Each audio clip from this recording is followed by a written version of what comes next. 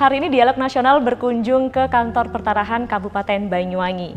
Dengan kepalanya yang baru menjabat 5 bulan, ada banyak sekali perubahan yang sudah dilakukan. Lantas bagaimana program ke depan kantor pertanahan Banyuwangi dan perubahan apa saja dari segi layanan yang terjadi? Inilah Dialog Nasional bersama saya, Mei Diana.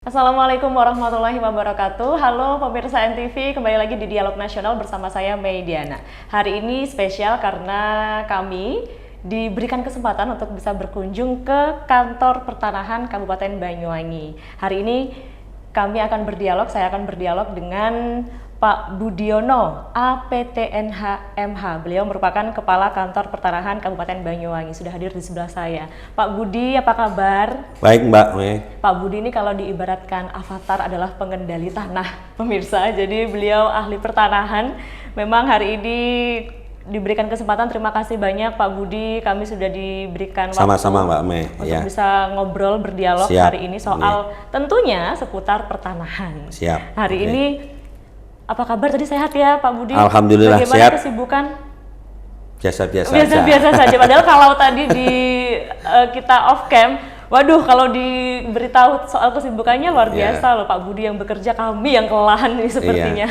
Konsekuensi dari pekerjaan Mbak. Siap. Konsekuensi dari pekerjaan, baik. Oke, Pak Budi juga di Banyuwangi bertugas baru bulan Agustus ya Pak. Siap, ya 2021. Betul. Kalau dihitung berarti sudah 5 bulan bertugas di Banyuwangi. Tapi luar biasa nih, perubahannya sudah di luar ekspektasi kami semua begitu. Sebenarnya yang ingin dikulik lebih jauh mungkin pertama adalah soal program nih Pak Budi, program seputar pertanahan di Banyuwangi ini seperti apa? Oh iya, jadi begini Mbak Mei dan para pemirsa NTV, kantor pertanahan Kabupaten Banyuwangi di tahun 2021 ada beberapa agenda yang merupakan program strategis nasional seperti PTSL, kita selesaikan semuanya sejumlah 64.350. Terus kemudian juga kita mengamankan aset-aset Pemda. Dan alhamdulillah selama kedatangan saya di bulan Agustus sampai dengan Desember ini sudah kita selesaikan 2.100 sertifikat aset Pemda. Dan ini alhamdulillah merupakan jumlah terbesar seluruh Indonesia dalam satu kabupaten. Kemudian kami juga ada program Lintor sejumlah 625 yang kita peruntukkan kepada masyarakat UMKM, kemudian nelayan tangkap dan nelayan budidaya itu 625 sudah kita selesaikan dan sudah dibagi. Terus kemudian yang sangat menarik di sini adalah jumlah volume pelayanan pertanahan rutin yang notabene adalah kita ini adalah yang terbanyak di seluruh Indonesia mengenai jumlah permohonan yang masuk ke kita. Itu Mbak. Jadi jumlahnya besar juga, terbesar gitu ya Pak ya di seluruh Indonesia. Itu kedatangan Pak Budi kalau dari Agustus sampai Desember kan berapa 4 bulan itu ya Pak ya? Siap. 4 bulan sudah luar biasa. Kemudian itu tadi soal program pertanahan di Banyuwangi, perkembangannya seperti itu sudah dijelaskan oleh Pak Budi pemirsa. Kemudian Pak, proses pengurusan tanah ini kalau orang yang awam pasti tidak paham gitu ya, jenisnya apa saja, mungkin terus bagaimana proses pengurusan tanah, kalau mau datang syarat-syaratnya itu bagaimana, apa saja gitu loh Pak. Jadi harapan saya, dan saya pikir ini juga harapan dari seluruh saudara-saudara yang ada di kantor pertanahan, masyarakat Banyuwangi ini punya keberanian mau datang ke kantor. Tidak perlu segan atau tidak perlu mewakilkan kepada siapapun atau mengurus kepada siapapun. Silahkan datang, kantor pertanahan ini sangat terbuka terhadap informasi apapun. Kalau misalkan nanti prosesnya adalah proses misalkan seperti peralihan jual beli, nanti kita akan informasikan. Semuanya sudah semua terbuka di kantor pertanahan ini, dan pelayanan insya Allah sudah kita dari hari ke hari, komitmen kita itu menjadikan pelayanan kita ini semakin baik. Itu Mbak Mei. Jadi kan kalau bicara soal properti gitu kayak tanah misalnya, manusianya bertambah, tapi kan tanahnya juga tidak bertambah begitu kan. Berarti ketika manusianya bertambah, kebutuhan tanah ini kan ya semakin sedikit gitu karena tidak ikut bertambah juga. Iya. Nah, proses pengurusan sertifikat tanah itu bagaimana Pak? Misalkan saya punya properti, kemudian ingin punya sertifikatnya tanah, misalkan saya punya tanah. Jadi begini, bahwa kalau memang kita sepakat, kalau misalnya seperti Mbak Mei ini, misalkan katakanlah kepingin, artinya betul-betul mengupayakan tanah itu sebagai upaya untuk properti atau yang artinya di sana juga ada kepentingan profit. Saran saya yang pertama adalah langsung lengkapi semua perizinan yang ada. Ya, perizinan yang ada itu diurus semua. Terus kemudian juga KKPR-nya.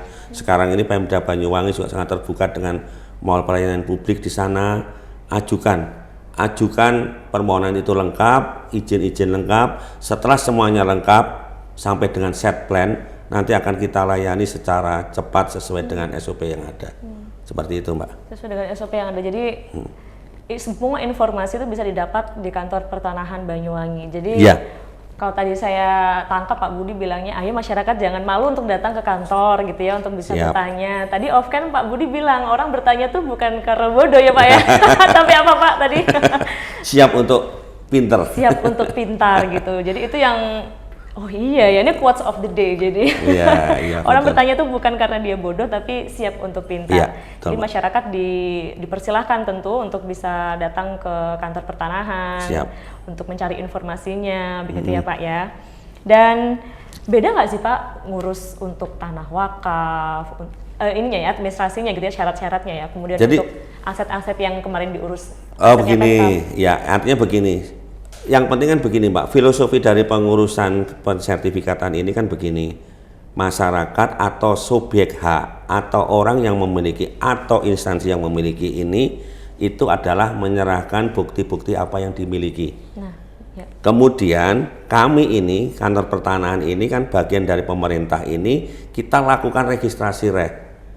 Registrasi reh itu pencatatan yang ada sesuai dengan apa yang disampaikan kepada kami, baik mengenai tanahnya atau mengenai orangnya atau hubungan hukumnya. Jadi kalau tanah ini harus jelas batasnya, kemudian siapa yang bersebelahan, kemudian orangnya harus jelas, orang harus betul-betul cakap hukum, tidak orang yang di bawah pengampuan. Terus kemudian yang namanya hubungan hukum itu tadi, ini dapatnya dari mana? Atau hibah, jual beli, warisan dan sebagainya. Jadi kalau itu sudah lengkap, sudah merupakan suatu rangkaian, bawa ke kantor pertanahan. Di sini semuanya sudah terbuka semua sistem pelayanan di sini. Jadi kalau misalkan ada biaya penerimaan negara bukan pajak, itu bukan berarti uang diserahkan kepada kami, tapi langsung itu satu sistem dan melalui edisi itu bisa dibayarkan. Dan itu wajib. Jadi kita tidak ada cash flow, tapi betul-betul semuanya sudah melakukan digitalisasi. Gitu, Mbak. Digitalisasi. Betul. Oke. Saya juga gini Pak, soal tanah ini ada istilahnya tuh tuan tanah begitu ya. Orang yang punya tanah di mana-mana gitu, berhektar-hektar. Sebenarnya ada batasan nggak sih Pak, orang tuh boleh punya tanah itu seluas apa gitu? Atau saya di Kecamatan Banyuwangi punya seluas ini, kemudian di kecamatan lain punya juga seluas yang di Kecamatan Banyuwangi. Ada batasan nggak orang? Ada Mbak, ada. Jadi kalau memang orang kaya, orang menjadi kaya atau orang menjadi apa, ini tidak ada ketentuannya. Jadi silahkan bebas ya. Tapi yang jelas kalau mengenai tanah ini semuanya sudah diatur, ada peraturannya, dan mestinya semuanya ini tidak hanya terus kemudian kita yang harus membuktikan, tapi orang itu, semua masing-masing orang itu beritikat baik. Beritikat baik untuk bagaimana dia menyampaikan apa yang dia punya itu dengan sebenarnya. Masalah terbesar disinilah sebenarnya, tidak ada keterbukaan secara benar, akhirnya informasinya menjadi tidak tepat kan gitu. Berarti ada batasnya ya Pak ya? Ada Mbak. Ada batasnya, hanya saja mungkin entah bukan atas namanya sendiri, atas nama siapa begitu mungkin? Ya, mungkin salah satunya adalah seperti itu. Jadi informasi ini tidak mengalir atau tidak didasari dengan suatu itikat baik untuk saya sebenarnya sudah seperti ini, berarti saya harus menghentikan saya kepemilikan atas tanah itu gitu. Oke, makanya disebut ada istilah sampai tuan tanah itu tadi ditanya di mana-mana soalnya saking luasnya, saking banyaknya. Siap. Kalau dari aturannya Pak, ukurannya itu sebesar apa harus bolehnya? Misalkan untuk ukuran angka itu berapa hektar harus sudah sampai di sini saja nggak boleh lagi gitu. Ya, jadi begini, yang intinya di sana secara detail banyak Mbak klasifikasi, nanti kalau misalkan di sini nanti secara khusus deh Mbak, nanti akan saya berikan peraturannya kan gitu kan ya. Tapi yang jelas begini Mbak, bahwa dimanapun tanah itu harus jelas mengenai batas-batasnya. Jadi kita itu hanya mengukur, artinya melegalisasi mengenai kontradiktur delimitasinya, artinya yang berbatasan ini. Jadi kalau luasan itu kan sebagai akibat hitungan kan gitu. Oke, itu tadi Pak Budiono sudah menjelaskan pada kita semuanya pemirsa soal programnya Kantor Pertanahan Banyuwangi ini, progresnya sampai di mana, seperti apa saja programnya yang sudah dijalankan, kemudian juga menyinggung soal proses pengurusan tanah. Tadi juga sudah dijelaskan Pak Budi, terima kasih. Siap. Kemudian ada juga soal tuan tanah tadi ya Pak ya. Tuan tanah tadi, dan semua informasi sebenarnya masyarakat bisa datang langsung ke kantor. Siap. Untuk bisa bertanya, Pak Budi ini loh ruangannya tuh tidak pernah tutup ini. Ruangan pribadinya maksudnya ya, pintunya selalu terbuka begitu. Siap. Nanti pemirsa kita akan lanjut masih ngobrol bersama dengan Pak Budiono, Kepala Kantor Pertanahan Kabupaten Banyuwangi. Jangan kemana-mana setelah yang satu ini.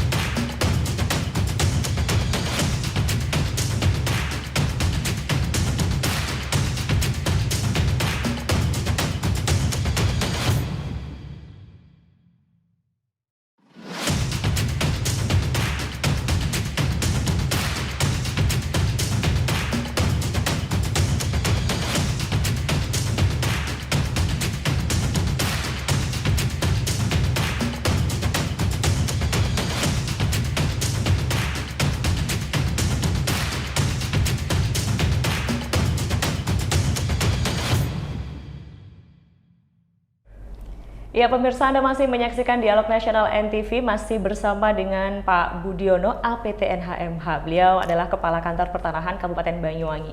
Di segmen 2 ini Pak Budi, saya baca berita soal kantor pertanahan di tahun lalu ya, di bulan kemarin baru-baru ini, luar biasa progresnya, perkembangannya dari 2 loket menjadi 12 loket. Ini gebrakan yang sangat luar biasa. Tadi kalau saya masuk ke kantor, wah udah loketnya sudah banyak, benar seperti yang diberitakan. Kemudian pelayanan seperti apa hari ini Pak Budi setelah 2 menjadi 12 ini bagaimana nih? Jadi begini Mbak, perubahan jumlah loket dari 2 menjadi 12 ini sebenarnya dari pemikiran teman-teman semua, kita diskusi, tujuannya hanya satu, memberikan akses masyarakat ini sebanyak-banyaknya, selebar-lebarnya untuk mengakses apapun yang terjadi di kantor pertanahan.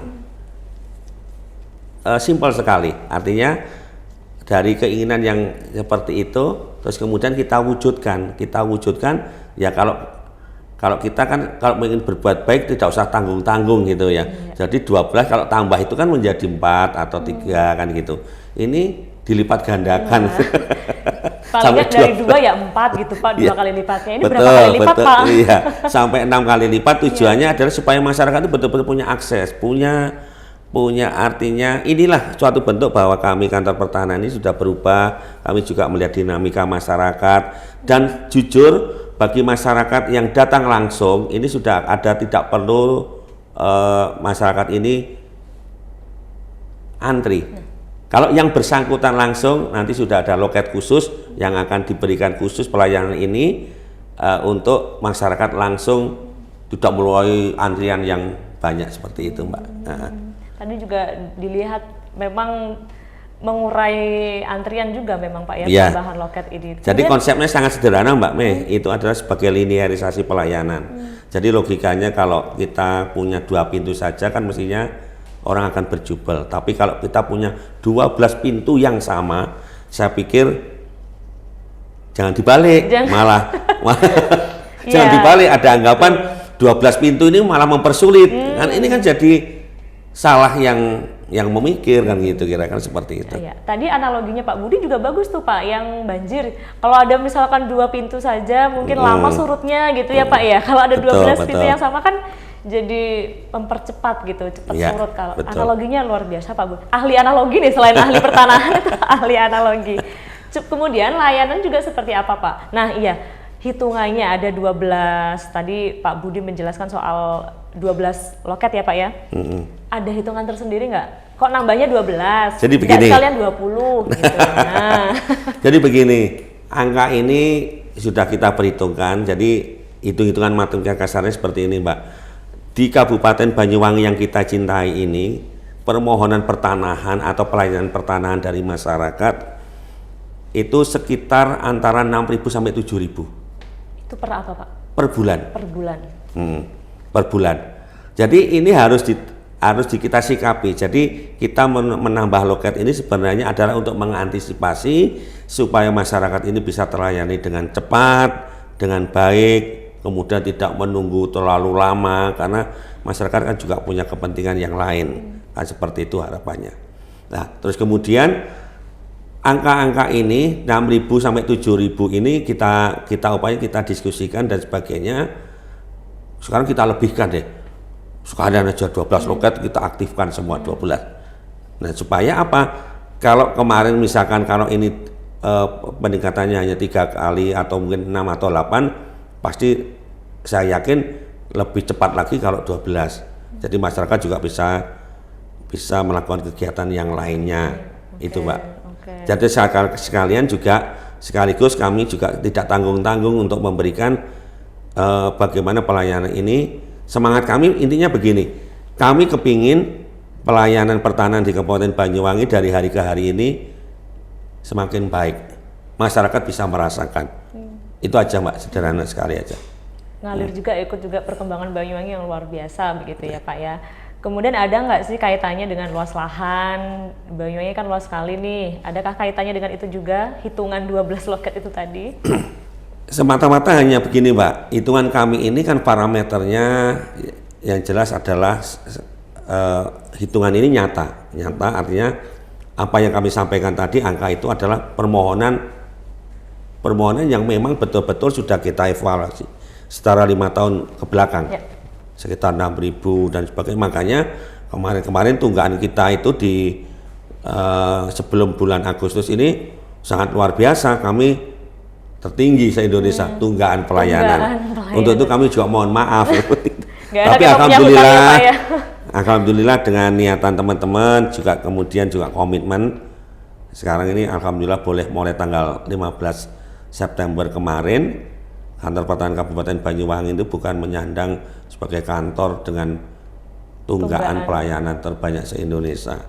Tapi ini pun juga masih kami tetap berbenah. Kami mohon maaf kepada masyarakat yang mungkin belum bisa memberikan pelayanan yang seperti apa yang ideal seperti yang diinginkan oleh masyarakat.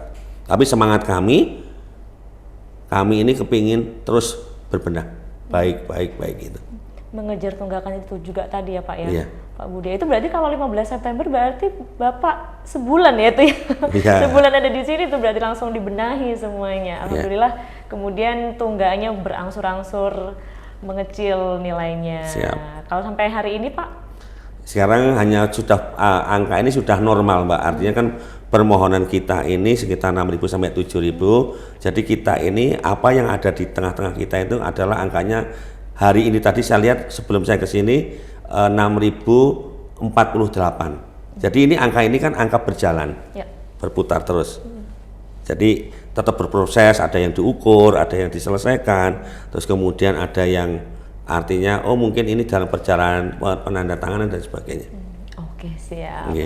kembali lagi ke layanan yang ada di kantor pertanahan Banyuwangi. Selain tadi 12 loket ditambah dari 2 menjadi 12, apalagi Pak yang ada yang baru nih? Saya dengar-dengar EDC juga ya Pak ya, Electronic Data Capture. Jadi rencana kami bukan bermimpi, tapi mudah-mudahan ini nanti kita sediakan khusus, jadi seperti ruangan mandiri. Artinya masyarakat nanti boleh mengakses di situ. Nanti kita buat ruangan ini, insya Allah dalam bulan-bulan ini, paling lambat saya pastikan nanti Februari, nanti kita launching untuk di sana masyarakat bisa langsung mendaftar sendiri secara online. Terus kemudian kita juga sudah mengajukan kepada DJKN supaya kita nanti bisa membayar itu dengan QRIS, cukup dengan HP kita. Iya, QR code itu. Ya, seperti itu. Nanti kita hadirkan untuk pelayanan masyarakat Banyuwangi. Udah cashless, digital semuanya. Siap. Oke, kemudian saya juga lihat tadi pelayanan khusus untuk difabel. Siap. Iya Pak ya, ada ya Pak. Jadi ya? seperti itu Pak, komitmen kami seperti itu. Jadi saudara kita yang memang harus bukan kita dahulukan, tapi memang beliau-beliau ini mempunyai hak yang memang harus menjadi prioritas, kita berikan fasilitas itu dengan loket khusus. Itu. Berbenah ini kan berarti juga berbenah ke arah yang lebih baik begitu ya Pak. Siap. Ya? Memutus rantai calo nggak Pak? Saya pikir begini Mbak,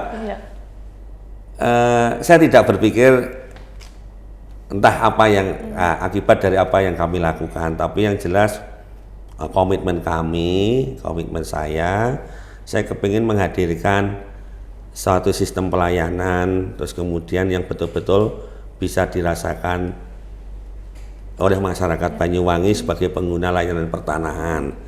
Jadi kalau tadi disinggung oleh Mbak Mei, ini bagaimana dan sebagainya, ya kalau toh memang itu ada atau apa itu bukan pada ranah saya untuk memikirkan. Jadi itu ya seperti dunia lain lah. Tapi Pak, ya memang mungkin calo ini keniscayaan ya, di segala sektor tuh ada mesti calo, apalagi soal tanah. Kemudian kan Pak Budi hadir di Banyuwangi 5 bulan, sistem sudah berubah seperti ini menjadi lebih baik gitu ya. Pernah diancam nggak Pak? Dapat surat kaleng mungkin ya kan, tiba-tiba ada suara apa gitu Pak di kantor. Ya, jadi kan gini Pak, saya pikir itulah dinamika ya Mbak, dinamika seperti itu. Kalau toh ada itu kan mungkin cara berkenalannya kan seperti itu. Pengen kenal dengan Pak Budi atau apa kan gitu. Jadi Pak Budi tidak pernah melihat dari sisi buruk, tapi yang jelas Pak Budi kepingin bahwa konsep Pak Budi sangat sederhana Pak, hidup ini. Saya ini hanya menjalani sisa umur, itu aja. Terus kemudian saya yakin saya datang di Banyuwangi bukan hal yang satu keadaan yang tiba-tiba. Allah sudah merencanakan. Dengan segala kekurangan Pak Budi yang ada, Pak Budi kepingin membuat episode. Artinya apa yang bisa Pak Budi lakukan untuk masyarakat Banyuwangi. Ya salah satunya ini yang mungkin Mbak Mei juga pernah dengar mengenai aset-aset keagamaan. Ini kita coba dengan Nahdlatul Ulama untuk supaya asetnya ini bisa bersertifikat, dan sudah saya siapkan aplikasi, saya berikan kepada saudara saya di Nahdlatul Ulama, nanti sekali membuat data itu sampai seterusnya tidak perlu membuat data. Sudah saya bahkan ke sana. Jadi hidupnya Pak Budi itu istilahnya apa ya, di ini nih Pak, apa namanya, untuk umat gitulah. Pak Budi ini tadi kalau mau tanya soal ancaman, beliau juga tidak melihat itu sebagai ancaman. Cara kenalannya aja yang salah. Iya, mungkin seperti itu, Mbak.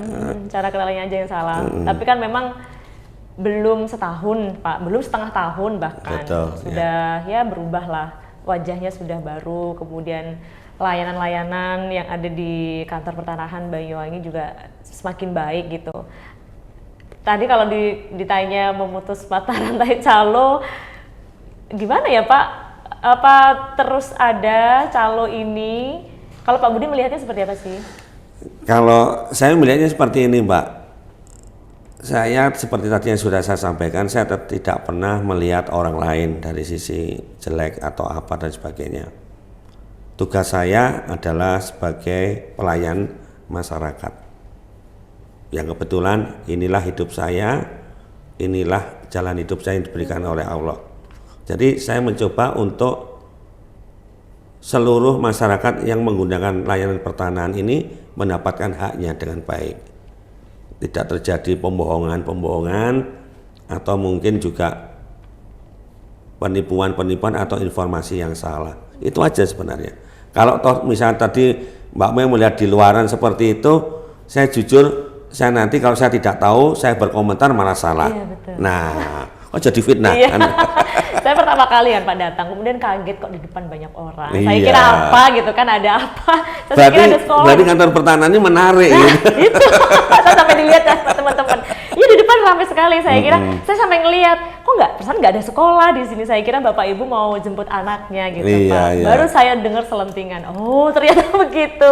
Oke siap, menarik berarti ini kantornya menarik perhatian memang. Siap, iya. Kalau Mei tanya soal perbandingan sebelumnya gimana Pak? Hari ini nih ketika Pak Budi ada di Banyuwangi di kantor pertanahan Kabupaten Banyuwangi dengan sebelumnya, mungkin soal pelayanan Pak. Jadi gini Mbak, saya tidak bisa membandingkan ya, tapi yang jelas bahwa mengarah menjadi baik ini memang ya harus sesuatu yang harus Pak Budi lakukan. Jadi saya nggak bisa komentar seperti apa. Jadi perbaikan ini kalau memang Pak Budi di sini di Banyuwangi ya ini bukan hal yang luar biasa, ini hal yang biasa saja. Biasa saja Pak Budi kepingin semakin kantor pertanahan ini baik, itu aja. Itu saja. Istilahnya apa ya kalau di bahasa Indonesia kan ngedumel nggak Pak ditinggalin warisan tunggakan yang sebanyak itu? Oh tidak. Saya tidak sedikit pun ada merasa seperti itu. Karena saya yakin seperti tadi yang Pak Budi sampaikan ke Mbak Mei, tidak ada hidup yang tiba-tiba. Semuanya sudah melakukan perencanaan yang panjang. Dan saya yakin kalau toh memang di sini ada kekurangan atau bagaimana, ini adalah tugas saya untuk bisa menyelesaikan kalau memungkinkan. Kalau tidak mengurangi, nah gitu. Kalau tidak mengurangi, saya sih nggak bisa membayangin dulu sebelumnya 2 loket itu pasti tentunya antri sekali pemohon ya Pak ya. Kemudian kalau 12 gini ya, saya mikirnya ya orang tuh biasanya nambah 2 kali lipatnya, ini 6 kali lipatnya. Ada hitungan yang bagaimana nih yang kita nggak paham nih, Pak Budi aja yang paham sepertinya. Ada 12 ya sudah bisa bernapas lega sepertinya Pak ya. Betul. Kemudian kalau dilihat lagi juga di kantor ini ramah difabel juga, tadi ada saya lihat jalur khusus difabel, ramah anak juga, ternyata ada mainan di depan untuk Mbak, iya. Kids Corner gitu. Kids Corner, Baik, pemirsa, nanti kita akan sambung lagi ngobrol dengan Pak Budi. Jangan kemana-mana, kita jeda setelah pariwara yang berikut ini.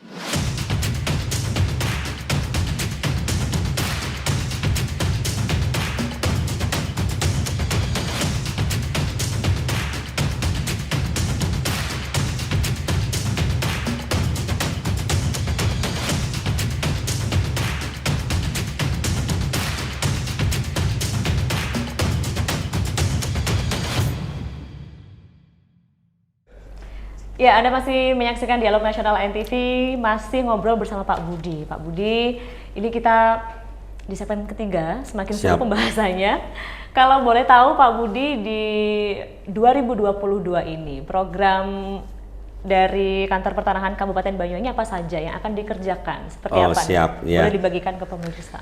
Jadi begini, Mbak Mei dan juga seluruh masyarakat di Banyuwangi, untuk tahun 2022 ini Kantor Pertanahan Kabupaten Banyuwangi tetap masih akan melaksanakan PTSL sejumlah 55.000. Terus kemudian juga di sana ada sertifikat lintor, kemudian akan kita tuntaskan sertifikasi mengenai aset Pemda, sisanya. Terus kemudian juga nanti akan kita selesaikan, kita kerja MOU kita dengan Nahdlatul Ulama untuk bisa mencatat seluruh aset yang dimiliki atau yang dikelola oleh Nahdlatul Ulama. Terus kemudian yang tetap menjadi trending topik adalah pelayanan rutin kami. Kami harus betul-betul bisa menjaga kecepatan, menjaga kualitas, terus kemudian juga sudah kita upayakan bersama-sama dengan seluruh unsur pimpinan di kantor pertanahan ini, semakin kita buat semakin linear. Jadi karena jumlah ini tidak mungkin turun, sekitar 6.000 sampai 7.000, berarti sudah kita lakukan upaya-upaya penambahan tenaga.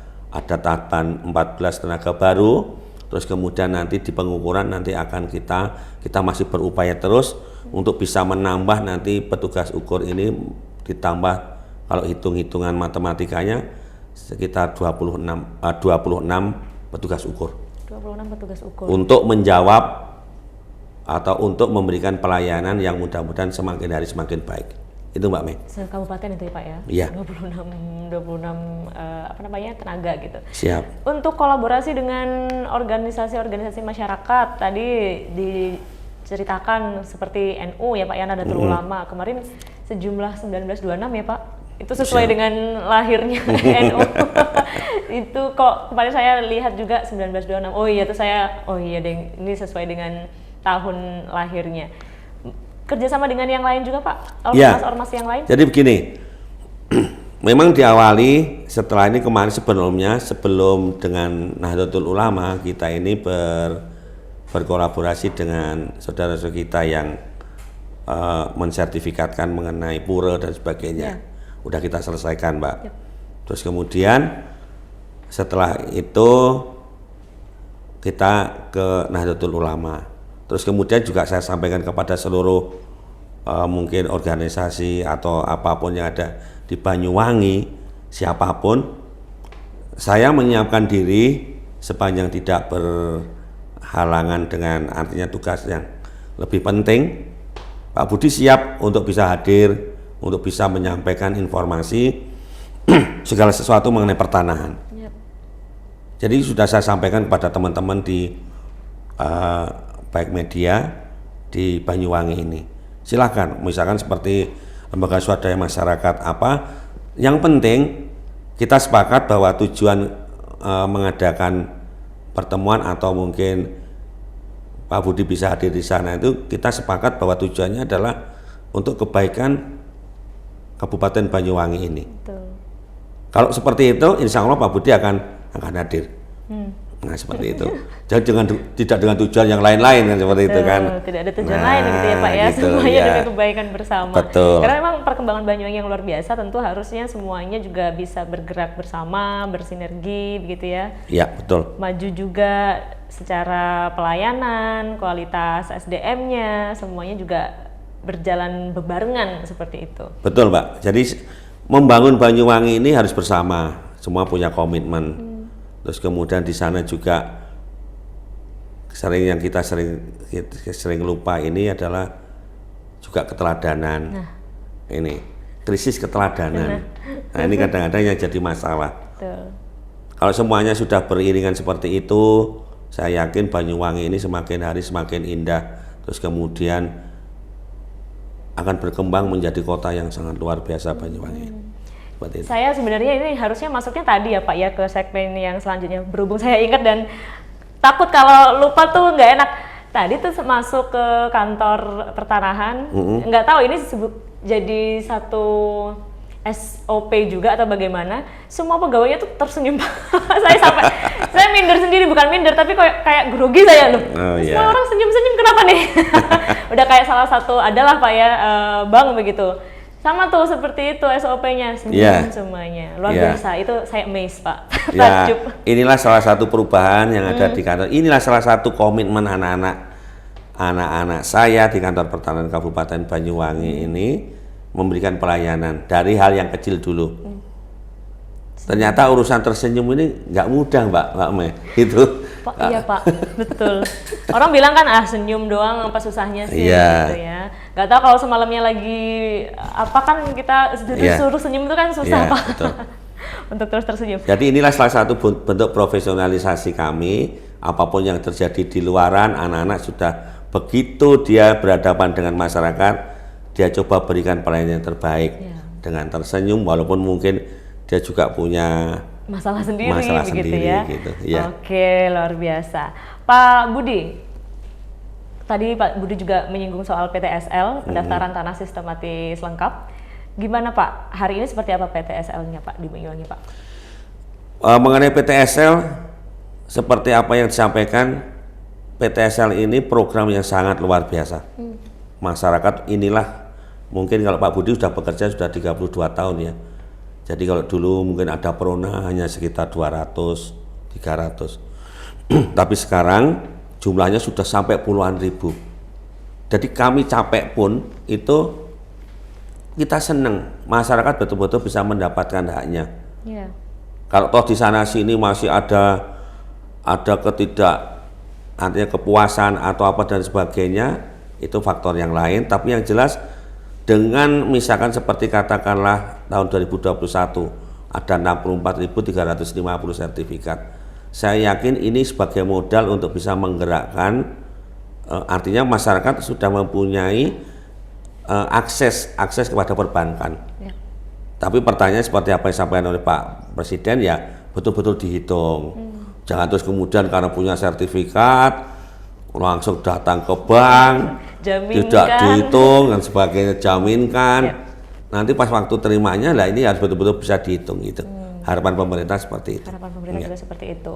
Kalau Pak Budi melihat fenomena tanah kafling liar, ini banyak nih kan di Banyuwangi tanah kafling liar. Iya. Seperti apa Pak Budi? Jadi begini, dengan berlakunya Undang-Undang Cipta Kerja, terus kemudian juga dengan perangkat perundang-undangan lainnya, jadi tolong artinya bahwa kalau memang kegiatan dari para pelaku katakanlah memang betul-betul berorientasi pada profit, ini harapan Pak Budi urus artinya perlengkapannya atau perizinan secara lengkap, karena saya melihat Pemda Banyuwangi ini betul-betul sangat open untuk bisa memberikan perizinan itu dengan sebaik-baiknya.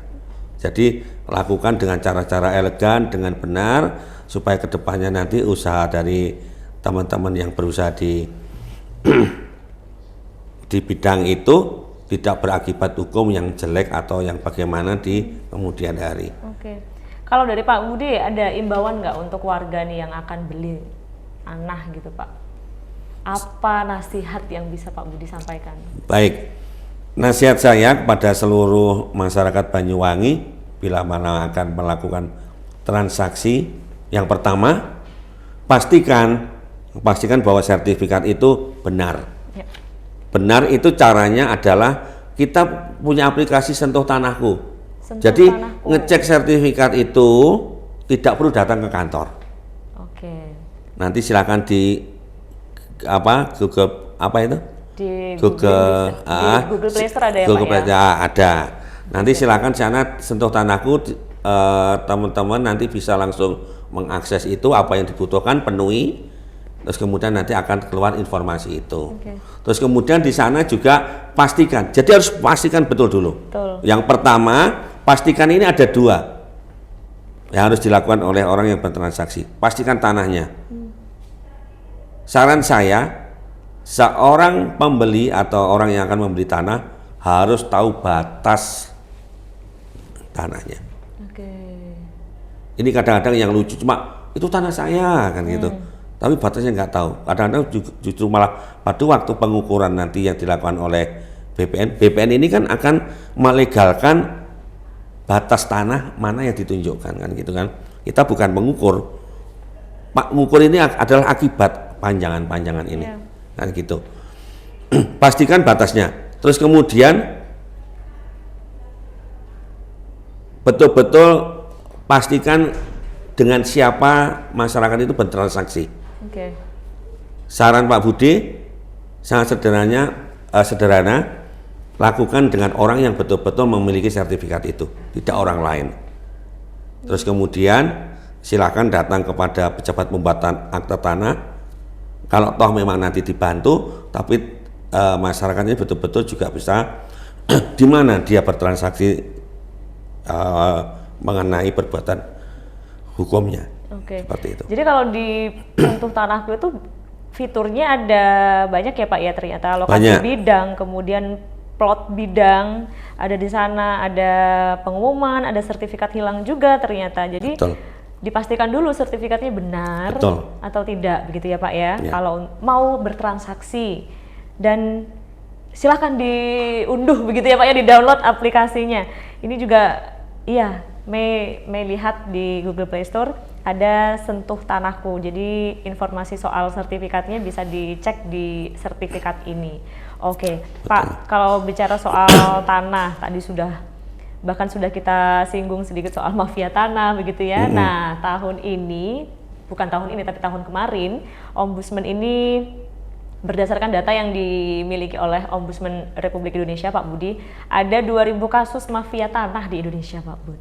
Pak Budi bagaimana melihat 2.000 loh ini angkanya, tidak sedikit. Baik, kalau pendapat Pak Budi seperti ini, mafia tanah ini sebenarnya kan parameternya adalah orang yang mengambil untung daripada suatu peristiwa atau suatu perbuatan hukum. Dia muncul kalau memang ada kesempatan. Jadi salah satu cara mengunci atau memberantas mafia tanah ini kalau menurut Pak Budi, segala lini-lini yang sekiranya tidak jelas harus dijelaskan, tidak boleh abu-abu. Kalau hitam, putih-putih. Misalkan seperti yang kami lakukan, yang bisa kami lakukan adalah loket dengan 12 ini. Saya pikir sehebat apapun, sebanyak apapun permohonan yang ada di Banyuwangi, dengan Pak Budi sudah yakin dengan 12 loket ini semuanya akan terselesaikan. Jadi di situ tidak ada ruang-ruang atau space-space yang digunakan untuk tujuan yang tidak benar.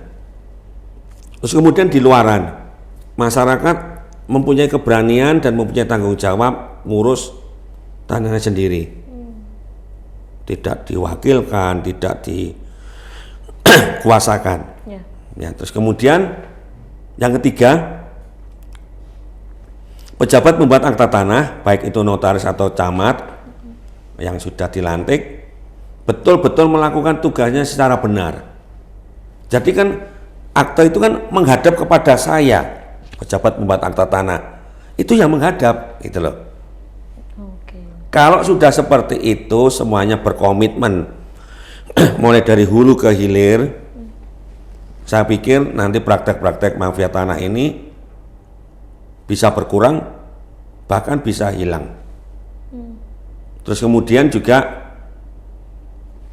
para mungkin yang menjadi aneh ini kan mafia tanah itu seperti ini, ada tanah kosong, kemudian dua orang bertengkar di pengadilan, kemudian diputuskan salah satunya adalah pemenang, padahal dua-duanya ini bukan pemilik. Tidak berhak dua-duanya. Harusnya.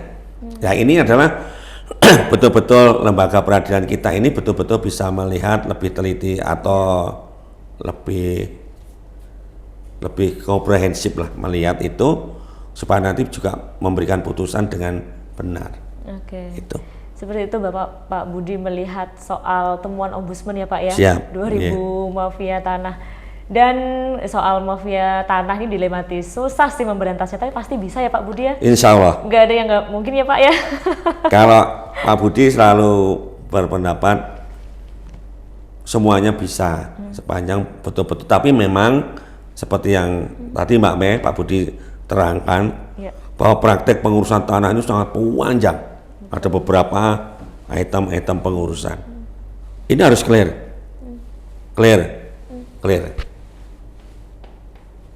Clear, tidak clear, clear. Masalah. Betul, harus clear semuanya. Clear Pak, semua. Ya? Harus clear semuanya. Kalau clear semuanya kita juga tenang. Kita punya komitmen bareng-bareng. Itu. Nanti kita akan sambung lagi Pak Budi, luar biasa. Tetap di NTV, pemirsa jangan kemana-mana, kita akan kembali setelah pariwara berikut ini.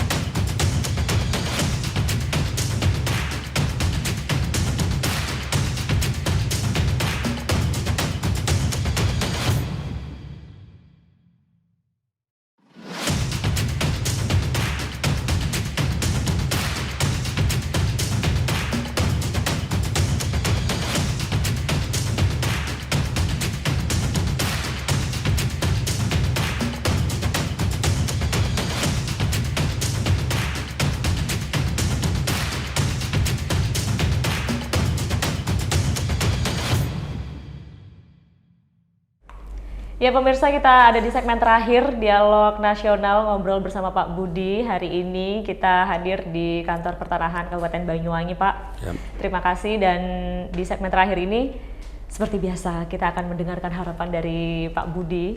Apa harapannya untuk kasus-kasus tanah di Banyuwangi, soal pertanahan di Banyuwangi seperti apa, Pak? Baik. Harapan saya yang pertama, masyarakat Banyuwangi bila berhubungan dengan pertanahan, silakan datang ke kantor pertanahan, tidak datang ke yang lainnya. Itu yang pertama. Kemudian yang kedua, kami kepingin masyarakat Banyuwangi ini mendapatkan haknya dengan pelayanan terbaik-baiknya. Maka berikanlah masukan kepada kami, dan saya pun juga membuka nomor telepon saya untuk banyak sekali masyarakat. Kami justru bisa berbenah ini kan karena ada masukan dari masyarakat. Betul. Jadi harapannya masyarakat Banyuwangi tidak alergi dengan kantor pertanahan Kabupaten Banyuwangi.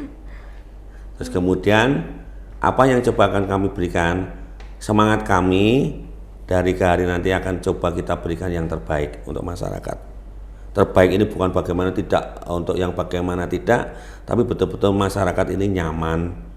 Masyarakat nyaman, terus kemudian juga mendapatkan haknya terhadap apa yang diinginkan dari pemerintah. Itu aja, Mbak. Itu saja. Memang akhir-akhir ini tuh kan BPN ini dapat spotlight gitu, Pak, dapat sorotan begitu ya. Berita-beritanya tuh bermunculan soal sertifikat tanah, ramai begitu, tapi ramainya ramai positif. Dan itu juga yang membuat saya akhirnya kok, apa nih yang membuat BPN tiba-tiba rame beritanya di mana-mana? Oh, sekarang saya menyadari itu. Oh iya, begini. Memang dibarengi dengan pertumbuhan atau perkembangan yang baik begitu, Pak. Ya. Memang kan pembangunan kalau tidak ada partisipasi masyarakat juga ya, Pak Budi ya, tidak. Nonsen, Mbak. Nonsense, Ya, kalau kata Pak Budi, omong kosong. Omong kosong. Tuh kan quote of the day-nya banyak loh Pak Budi ini. Pak Budi, terima kasih banyak. Sama-sama, Mbak Mei. Kami kru Sama-sama. sudah diperbolehkan untuk mampir ke kantor. Sama-sama, Kapan nih kita Mbak. jadwal room tour, teman-teman? Kita mau lihat-lihat kantornya. Terima kasih banyak. Dan pemirsa, terima kasih sudah menyaksikan Dialog Nasional hari ini bersama dengan Bapak Budiono APTNH MH. Beliau adalah Kepala Kantor Pertanahan Kabupaten Banyuwangi. Terima kasih Pak Budi, sehat Terima kasih, selalu. Mbak Mei. Ya, Semoga lain waktu kita bisa main lagi. siap. Pemirsa, terima kasih untuk Anda yang sudah menyaksikan. Kita bertemu lagi di episode Dialog Nasional berikutnya. Wassalamualaikum warahmatullahi wabarakatuh. Oke.